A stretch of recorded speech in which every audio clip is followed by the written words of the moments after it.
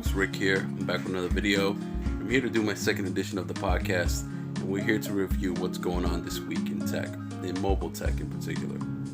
So real quick, the first thing I wanted to touch base on was, let's get to it, the Asus Zenfone 3 Deluxe. So I know I mentioned this in my last podcast, but I have to mention this one more time, and it's the biggest pet peeve I have with mobile phone manufacturers. Listen to Samsung, listen to HTC, listen to Apple. They launch their phone, and soon as the launch event is over, their phone is available for pre-order. There's one thing I cannot stand is phone manufacturers that make an amazing phone or a nice phone that you might like, and it takes them about 6 months for the phone to actually be available. So take for example Alcatel. Alcatel made the Idol 4S, and it won, like at MWC I believe, it won like 14 awards, great design, awesome specs for the time, and had the speakers that actually played from the front and the back. Amazing phone, okay? For the time, it was amazing phone. We heard nothing from Alcatel for 4 months, and then within 4 months in the mobile industry, that phone started to become obsolete. So it had the slower processor, which is okay for a phone at that price point, which was $399 and then $349 if you pre-ordered the phone. So now, all the time it took Alcatel to actually get the phone to the public, the phone became obsolete. So it has 3 gigabytes of RAM, where the industry standard right now is about 4 gigabytes of RAM. But that's understandable for a phone at the $399 price point. But then you got to look at this. This is the Zenfone 3 Deluxe from Asus. This phone is rocking some beastly specs, and I know we kind of went over it in my last podcast, but if you're competing with people like Asus, and they're coming at you with, let's see, where's the processor?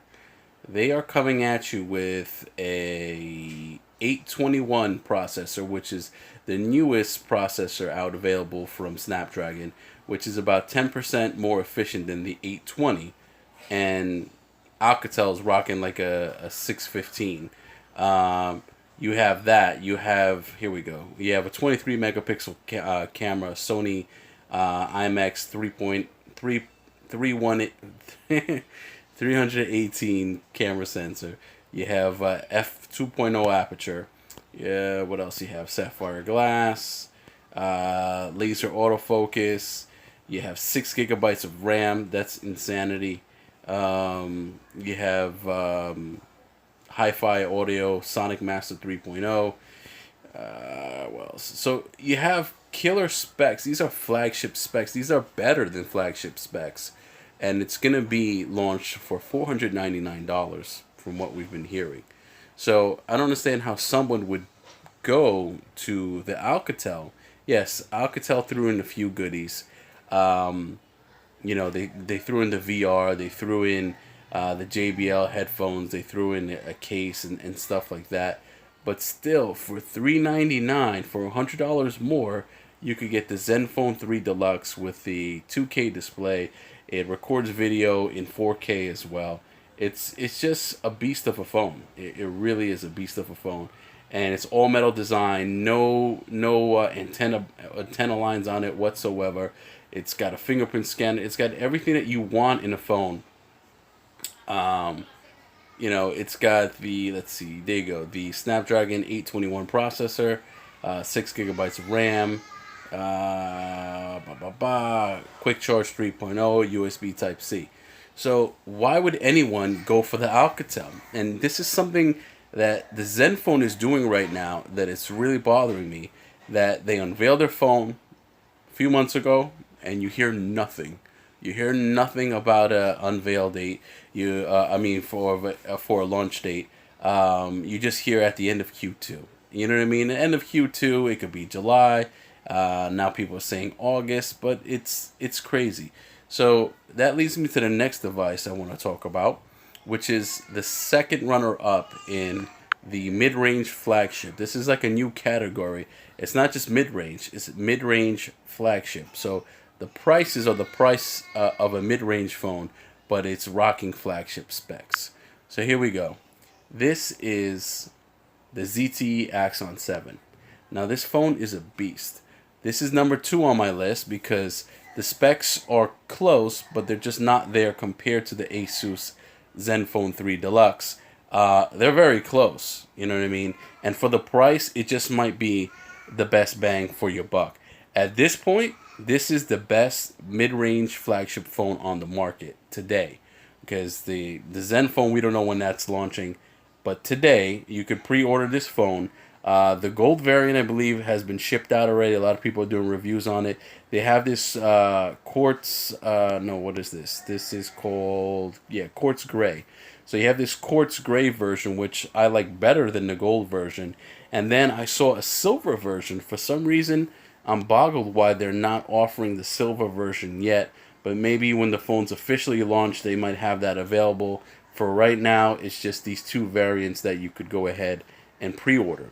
Now, if you pre-order through a couple manufacturers, not manufacturers, a couple stores like B&H, they throw in a Samsung Bluetooth earbuds, and you get a $25 gift certificate to B&H to purchase other accessories and things like that for your phone. So that's an amazing deal. For $399, you can't beat that price. To have an 820 processor, Snapdragon 820 processor, to have the latest technology out available now in flagship devices, a 20 megapixel camera, 8 megapixel camera on the front, the hi-fi front-facing speakers. That's one of the main things that really allured me to this phone. I really wanted this phone because of these speakers. These are amazing Dolby speakers. They're very loud. From what I'm being told, the Alcatel speakers are a hint better, but they are a hint better, but they're a hint better because you're able to hear the sound from the front and the back, and that's the only reason why they're claiming that they're better speakers. So yes, this is the best bang for your buck right now. $399 plus goodies. Basically, you're almost getting it for $300 if you want to look at it when you add the accessories that they're throwing in. So as of now, if after the Note 7 launch, which is August 2nd, if I don't hear anything from Asus in regards to a launch date or a launch date in the near future, I'm going to have to go with the ZTE Axon 7, which is a very close runner-up. But it might just be on par, because I like the design better of the Asus than this one. But with the features, the specs, and everything that this phone has at the price point, it kind of takes that to the next level. So moving on to the next topic that we have for today. Boom. Okay, so we're on Pocket now right now, so I have to give them credit for their article. But one thing I wanted to talk about was the Galaxy Note 7. I'm going to have to turn the camera this way, guys, just so you can see the pictures. So, the Galaxy Note 7. Actually, you know what? Let's go on Sam Mobile. I think I have that up here someplace. Excuse me. I don't. Sam Mobile. Alright. So, basically, the Galaxy Note 7, from what we're hearing, here we go. These are some leaked images. Let me turn this way. Alright guys, so here are some leaked images from Spigen, one of the top manufacturers of Samsung cases, or just cases in general. So Spigen has always been a favorite of mine, but here are some leaked cases of the Note 7 and some cases they might have. You see a lot of them are rocking the kickstand again, which is, I guess that's a cool feature. But from what I'm seeing from the Note 7, what I'm hearing online, I'm hearing that it's only going to have a 3,500 milliamp battery, similar to or the same to the X7 Edge.